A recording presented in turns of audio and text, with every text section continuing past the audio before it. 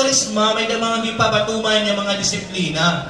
Ini nga mga turumanon, ng mga buruhaton, pagdisiplina katong kalugringon, kung kay ano magpapabutang kahin agbon, kung kay ano magpapabutang kahin oring, dili pagtang, diri darakay, mas maupay ka kisat iba.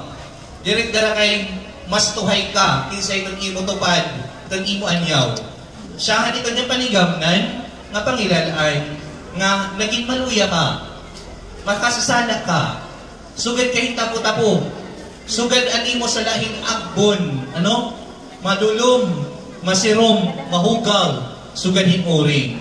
Pero kung gagamitan natin yung maupay, itong aktibidad niya na, hingangan to kitahin kahamisan. Hingangan to kitahin maupay liwat nga kinabuhi. Dahil ng Kwaresma, may da mga gipapatuman yung mga disiplina. Ini nga mga turumanon, ng mga buruhaton, pagdisiplina katong kalugringon, agod, itong bugos nga Kwaresma, maging mahinungdanon ha aton personally. Kung aton na ini tutumanon, itong mga turumanon, di itong Kwaresma, itong mga buruhaton, pag abot itong pagkabanhaw, mababanhaw kaliwat. No? Pero kung di rin mo nga yung mga tumanon, itong mga buruhaton itong Kwaresma, ito kalagyak itong lubnganan. Ni Kristo, ginawas na ang lubnganan, ikaw, ada ka na itong lubnganan. Sakit posible na mo, kabisan ko nagpinabutang-butang kahin agbon didan imo agtang, madugangan itong imo salak. Yan ang Kwaresma. Kunta diri. Kaya yan ang Kwaresma, panahon kunta yung pagbaya. Diri, ngadtuhan cross, kundi pagbaya, itong aton mga makasasala nga kinaiya. Ano ini nga mga buraton? Siyahan, itong pagpuasa. Itong pagpuasa, kinahanglan tumanon, itong nga tanan niya mga Kristiyano, nga tanan niya Katoliko, nga naedad itong 18 anyos, doblo itong 60 anyos. Saan itong pagtuman itong pagpuasa? Yan ang adlaw, nga tanan niya Biyernes at Kwaresma, urog na itong Biyernes Santo. Ano yung nga pagpuasa? Amo ini itong pagkalinguha kayo na mga adlaw, makaong kalako sa kabisis. Kunhan to, danay na tagtulo, tag-upat, danay pangalit tag-ulong kabisis, depende kon anong mga imbitasyon. Damo nga na ito na imbitasyon na imo, so gagtit padi, ito nung sa kapalingod ko, nakakakaong kaupat kabisis. So yan ang Kwaresma, di dahil ito mga adlaw, mga iklili. Ikang yun ang adlaw, nga niya talang yung Biyernes, tatanong mo haon mo nga, o sila kabisis ka makaon. Magkano ba man, kung pananglitan, di ka nakaon ng gabi, ada ka lang makaon ng todo, di ka liwat makaon nitong aga. Magkano ka man dahil nga mga oras, na igin kakaon mo kunta. Ikinakaon mo ito ng tulong ng Diyos. Namamalandong ka, nagbabasa ka, ito yung tulong itong Ginoo. Di rin maupay, na kung pananglitan, nagpupuasa ka, di ka makaon ng aga, pero babad ka man ng Netflix. Nagpubusog ka lagi ha. Nagpapagutom ka, kay may mas importante na imugit na trabaho. Amo atun pamalandong, amo ang pagbasa ng pulong ng Diyos, amo atun pag-ampo. Sakit mga kabugtuan, hababaw nga rason, kung pananglitan, masaring ka, yan ang Kwaresma, higayon ko rin na itong pagpasiksi. Higayon ko rin na itong pagpagasa. Kay ito yung mga pwede magpuasa. So, diri at makaon itong aga, nga diri liwat ang makaon itong gabi, parang umiban-iban naman itong akong timbang. So, diri as itong rason itong pagpuasa. Kung gumasak ka, di maupay kung magasa itong imo material na lawas, pero kung tamatambok itong imo kalag. So, magpupuasa ka, pag patambok imo kalag, paunan mo hindi mabubuhan, kung di mga oras na imo ikaraon, nagbabasa kayong Biblia. Nag-aampo ka, ngayon namamalandong ka, ikon pulong ikon Diyos. Ikon pagpuasa liwat, nagtutuduha aton, para manginano, kita aton mga kabugtuan niya pinanggugutom. Diba? Kaya labin nila itong invitasyon itong Kwaresma, amo itong panginano, itong mga nagkikinahanglan.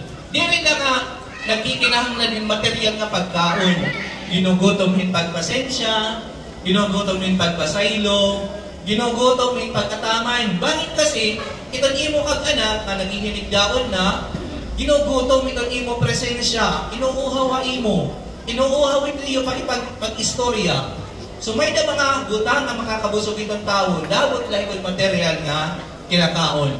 Inuman itong magpupuasa, obligado adton 18 anyos, nga dahil itong 60 anyos. Pero may exempted yun eh. Kaya na itong mga exempted itong pagpuasa, andun may mga maintenance. Nanditan, di ka pwede nga niri ka makaon, itong udto gamingan aga, kaya pwede mo man tinutumar. So, exempted ka. Nga atong mga nagbabantay, itong mga magsakit. Direct pwede pagutman itong mga nurses, direct pwede pagutman itong mga nagtatrabaho hospital. Nga itong aanay itong balay na nag-aataman ng katigurangan. Mga kabungkuan, magitugtog nani kamo itong pagpuasa. Pag-abot itong pagkabanho ni Kristo, mabubusog ka. No? Mabubusog ka, bukos na waling kaniyas. Spiritually. Ito ni kadong naturumanon, amo ang abstinensya. Hinuman kinanglan magtuman ini. Dapat natin kang itong 14 anyos, iti maigbaw, kada tugtog itong sa kagato, so ano man itong edad. Ano itong abstinensya? Ano itong pagpugong itong kalugaringon, yan ang adlaw, katalan ng mga biyernes itong kwaresma, hindi rin pagkaon itong karne. No? Lapid at itong mga dilata. No? Kinahanglan, di rin makaon ng karne, ha? Padre, aman it naging sasakot lantutan, lapid na iton. No? Padre, aman aaday itong lumpia, lapid na iton. No? Basta karne. Di rin makaon. Kaya ano itong karne nila itong Biblia? Itong karne, nakakapaghatagain mo yung kalibayan. Nakakapaghatagain mo yung karisyuhan kung nakakataon ka. Diba? Di dahil itong mga katiro, di dahil mga event, kinahanglan kung may daning karne, pero special itong nga event. Well, yan ang panahon na sa rin. Huwag iikin kalugaringon, hin pagkaon, hindi nga mga imo ikinaruruyag ng mga pagkaon. Kaya mas may importante ni mo nga kakaunon, no? Ikarne, di rin na niunungan ang kababuyan, di rin na niunungan manok, di rin na niunong itong ano man na kahayupan. Pwede mag-abstain kita, di kami itong pagmulaw pananglitan, itong batakya ko. Padre, di rin naman nakadaan na kaon ng karni. So makakagtuman na ako, itong biyernes. Pwede ka mag-abstain, itong imo, kinaruruyag ng mga butang, di rin ka good. Di rin kung pwede nga di ka mag-ihimo. Alam na itan, nagkukulaw ka kada gabi batang kiyapo. Pag-abstain, na nila hindi ka oras na nag-abstain kayo pagkulang batang kiyapo. Pag-rosaryo, pag-novena. Padre, pwede ba mag-abstain? Hindi rin pag-inom itong coke, bugos ang karisma. Pwede. No? Kung mahilig kayo soft drinks, ayaw pag ininom na itong soft drinks, pag-abstain. Ngayon, nila itong mga oras na di ka nainom, pag-nuwat-tiwatin, may nungdanon, yan espirituhanon nga butang. So fasting, ngayon abstinence, hindi rin pagkaon ng karne. Nag-aadamiwat ang doon pag-ampo. Kinahanglan niya, sulodin nga 40 dias, sukat kita kan Kristo, na nakatuan kami nyawan, gititintar iya, ginugay iya nyawa, pero nakadaiya yung environment na mainampuon. Di rin maupay, iting korisma, aadto mo yung bibili iting kalugarin mo nitong beaches, aadto mo yung bibili Haburakay, aadto kayo mga mall, padahol aadto kayo doon mga hotel. Di rin. Kinahanglan na aada kayo kamingawan. Asya nga niya doon muna nga panahon, at doon mga drum set, at doon mga gitara, pinanpuputos adto. Kaya kinahanglan, aada ka nag-uukoy hing kamingawan, nga diri na iistorbo itong imo pag-ampo.